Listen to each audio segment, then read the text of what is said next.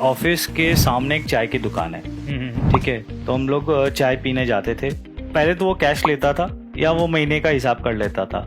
अब वो बोलता भैया आप क्यूआर कोड लगा दिया, मैंने स्टिकर लगा दिया है, अब हमको उसमें पेमेंट कर दीजिए, स्कैन कर दीजिए। अब हम लोग स्कैन कर देते हैं, उसके पास उसका पैसा पहुंच जाता है। He is very happy.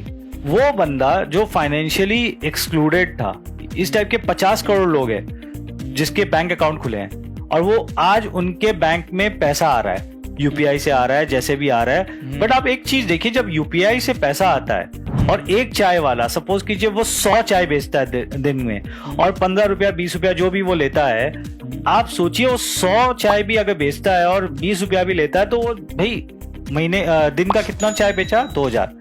महीने का कितना चाय बेचा? 60,000। और 12 महीने का कितना बेचा? 7,20,000। 7 लाख पकड़ लीजिए आप।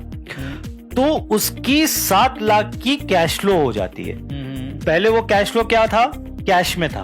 अब क्या है, वो बैंक में आने लग गई। तो उसकी क्या हो रही है? बैंकिंग हिस्ट्री बन रही है, क्रेडिट हिस्ट्री बन रही है। अब कोई भी बड़ा बैंकर आता है, वो देखता है अरे भाई ये चाय वाले के तो 6 लाख रुपए का, 7 लाख रुपए का तो कैश फ्लो है साल का, इसको तो मैं 10 लाख का लोन भी दे दूं तो मेरे को कोई टेंशन नहीं है, इसका कैश फ्लो है, वो मेरे को सर्विस कर देगा। Now that person has become credit वर्दी। जिसको उसको कोई क्रेडिट नहीं देता था, जिसको उसको कोई टच नहीं करता था, आज वो मेन स्ट्रीम में चला गया है, फाइनेंशियली इंक्लूडेड हो गया है, उसको क्रेडिट फ्लो मिलने लग गया है, क्रेडिट हिस्ट्री बन गई है उसकी। और आज उसको जब क्रेडिट मिलता है सस्ते ब्याज दर में तो वो एक्सपैंड कर रहा है।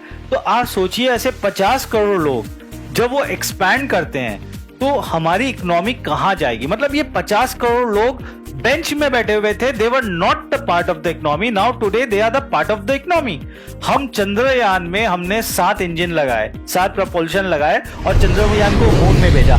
आज आप सोचिए, आज हमारे इंडियन इकोनॉमी में ऐसे 50 करोड़ माइक्रो इंजन्स लगे हैं, छोटे छोटे माइक्रो इंजन्स। कोई 2 लाख कमा रहा है, कोई 4 लाख कमा रहा है, कोई 5 lakh, but that money is been included in the economy. पहले वो इकोनॉमी में नहीं, पैरेलल इकोनॉमी में चली जाती थी, आज वो इंक्लूड हो रही है। तो आप सोचिए कितना बड़ा एक बूस्ट मिल रहा है। And this is the reason why our economy is doing better, although the European counterpart ले लीजिए, अमेरिकन काउंटर पार्ट ले लीजिए, वर्ल्ड इकोनॉमी ले लीजिए, वर्ल्ड इकोनॉमी रिसेशन में जा रही है, यूरोपियन कंट्रीज रिसेशन में जा रहे हैं, इंडियन कंट्रीज ग्रोइंग एट 7%, 8% का growth rate, one of the fastest क्या फास्टेस्ट ग्रोथ रेट है इंडिया की।